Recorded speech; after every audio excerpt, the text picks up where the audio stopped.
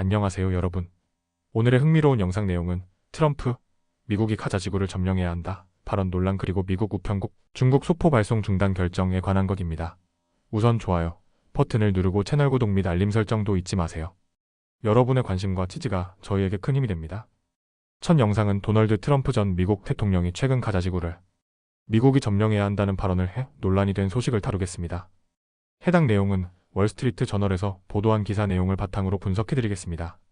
이 발언은 미국의 기존 중동 정책과 정면으로 배치되며 팔레스타인 국가 설립이라는 개념을 사실상 부정하는 것이어서 국제사회와 중동 전문가들 사이에서 큰 파장을 일으키고 있습니다. 그렇다면 트럼프의 주장과 그에 대한 반응을 하나씩 살펴보겠습니다. 첫째, 트럼프의 발언 미국이 가자지구를 점령해야 한다. 트럼프 전 대통령은 최근 백악관에서 이스라엘 총리 베냐민 네타냐후와 공동 기자회견을 열고 미국이 가자지구를 점령하는 것이 중동의 안정을 가져올 것이라며 미국의 장기적인 개입을 주장했습니다. 그의 주장에 따르면 가자지구를 미국이 직접 점령해야 하며 현재 가자지구에 거주하는 약 200만 명의 팔레스타인 주민들은 인근 국가로 이주해야 한다는 것입니다. 이러한 주장은 미국이 수십 년간 유지해온 두 국가 해법과 정반대되는 것으로 팔레스타인 독립국가 수립 가능성을 사실상 무너뜨리는 것입니다. 둘째 구체적인 계획은 트럼프는 가자지구를 점령할 경우 다음과 같은 계획을 언급했습니다. 장기적인 미국의 개입. 미국이 10에서 15년 동안 가자지구 개발에 참여할 수 있으며 경제적 재건 프로젝트를 추진해야 한다는 입장입니다. 팔레스타인인들의 이주.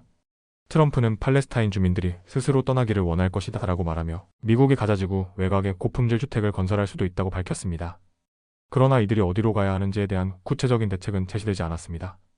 미군 파병 가능성도 배제하지 않아 미국이 직접 군대를 보내 가자지구를 점령하는 것도 가능하다고 시사했습니다. 하지만 이는 그동안 트럼프가 주장해 온 미국의 중동 개입, 축소와 모순되는 것이어서 혼란을 불러일으키고 있습니다. 셋째, 국제사회와 중동 국가들의 반응. 트럼프의 발언이 나온 직후 중동 국가들은 즉각 반발했습니다.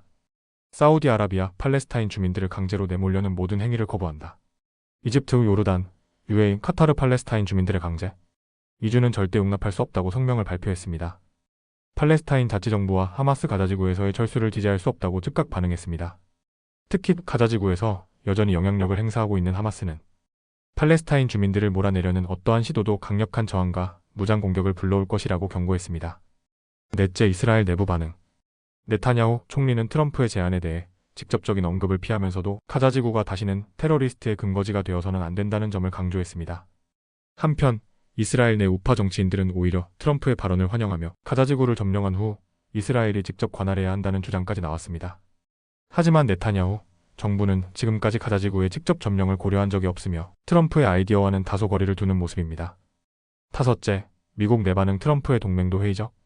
트럼프의 발언에 대해 공화당과 민주당 모두 회의적인 반응을 보였습니다. 린지 그레이엄 상원의원 공화당.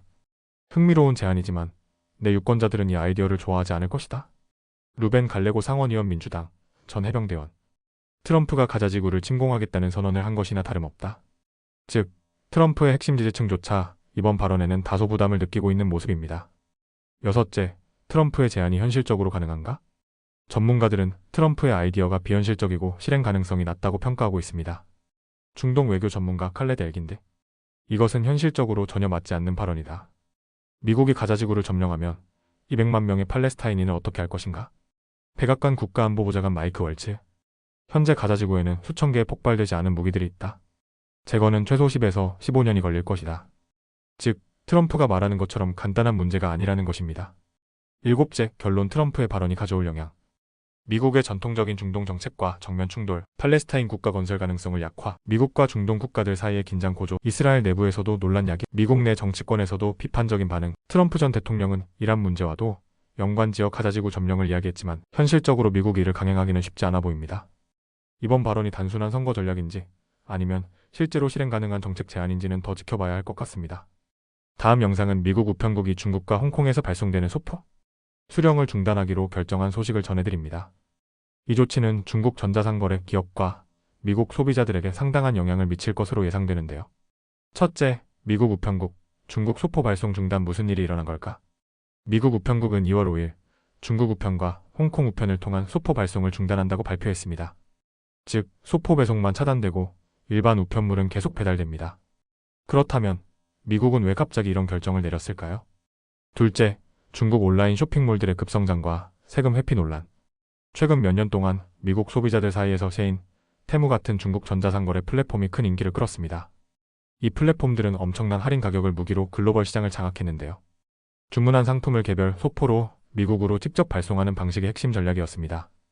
여기서 중요한 점은 미국은 $800 미만의 해외 직구 상품에 대해 관세를 면제해주는 규정을 운영하고 있다는 것입니다. 중국 판매자들은 이 규정을 활용해 세금 없이 미국 소비자에게 직접 배송하는 방법을 써왔습니다. 이로 인해 중국 온라인 쇼핑몰들이 빠르게 성장하고 미국 제조업체들은 상대적으로 경쟁력이 약화되었죠. 이에 따라 트럼프 행정부와 바이든 행정부 모두 중국 직구 제품에 대한 세금 규제를 강화해야 한다는 목소리를 내왔습니다. 셋째, 미국 내 제조업 보호 및 관세 회피 차단. 미국으로 들어오는 소포수 증가. 미국 세관 및 국경보호국 12P에 따르면 2020년 미국으로 들어온 해외 직구 소포 6억 3,700만 개, 2024년 13억 6천만 개 무려 2배 이상 증가.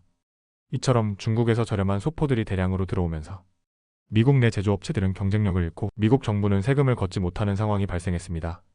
이러한 이유로 트럼프 행정부는 새로운 관세 정책을 발표했고 바이든 행정부도 이에 동참하며 관세 면제 규정을 더 엄격하게 적용하려는 움직임을 보였습니다. 미국의 목표? 세금 없이 중국에서 들어오는 저가 상품을 막고 미국 제조업체를 보호하겠다. 넷째, 미국 내 다른 배송업체에는 영향이 없을까?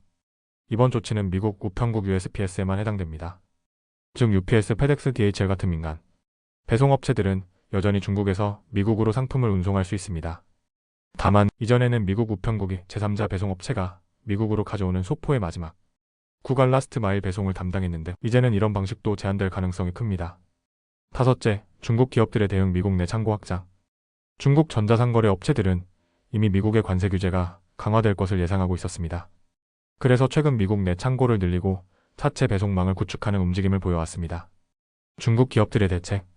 미국 현지에 물류 창고를 세워 제품을 미리 비축. 중국에서 개별 배송이 어려워지면 미국 내 물류 시스템 활용. 미국 소비자들에게 더 빠른 배송을 제공해 경쟁력 유지. 그러나 이번 미국 우편국의 조치로 인해 비용 부담이 커질 것으로 예상됩니다.